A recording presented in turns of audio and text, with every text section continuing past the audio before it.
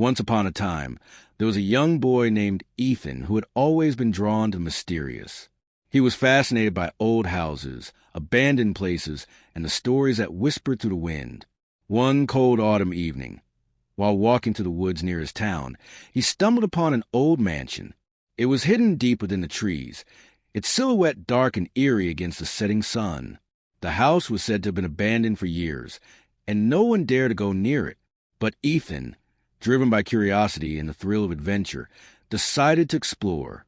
The moment he stepped onto property, a chill ran down his spine. The mansion looked like it had been frozen in time, its windows dark and broken, its walls covered in ivy and decay.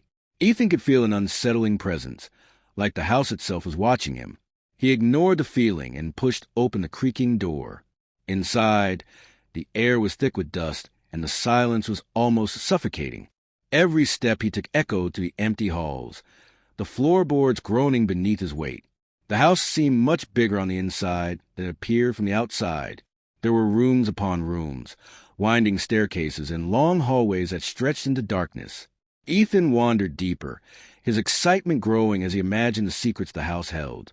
But as he turned a corner, something caught his eye, an old portrait hanging crookedly on the wall. The painting was of a woman, her face pale and her eyes hollow, staring directly at him. He shuddered and quickly moved past it, but the eyes of the woman seemed to follow him. He came across a narrow staircase leading to the basement.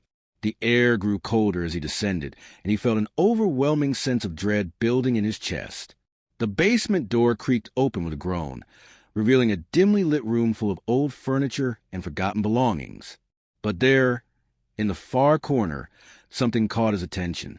A rocking chair sat still in the corner of the room, its motionless form casting a long shadow on the floor. As Eithen stepped closer, he felt the temperature drop even further, and the room grew darker. Then, without warning, the chair began to rock slowly, creaking with each movement. Ethan's heart raced. He tried to turn and run, but before he could move, a voice whispered in his ear, soft and chilling, "Leave now."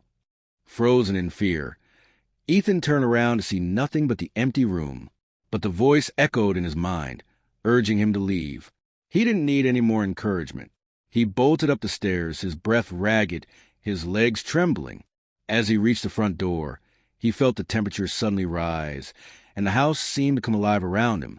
The walls groaned, the floor shook, and whispers filled the air. The door slammed shut before he could escape, trapping him inside. Panic set in, and Ethan searched for another way out. Every door he tried was locked, and every window seemed to vanish when he tried to open it. Desperate, he ran back toward the staircase and climbed up to the attic.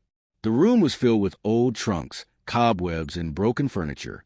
But at the far end, in the corner of the room, was a small window. He rushed toward it, but as he touched the glass, he saw something that made his blood run cold, a reflection of himself. But his face was twisted in terror, as if it had seen something beyond the window. Suddenly, the room around began to shift. The walls warped, and the floor cracked open, revealing a dark abyss. The whispers grew louder, more frantic. "You shouldn't have come.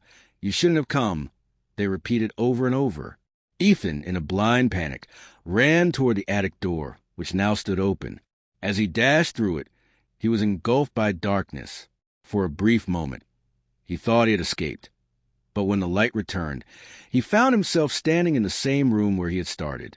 The house had trapped him, and there was no escape. From that day on, no one ever saw Eithen again.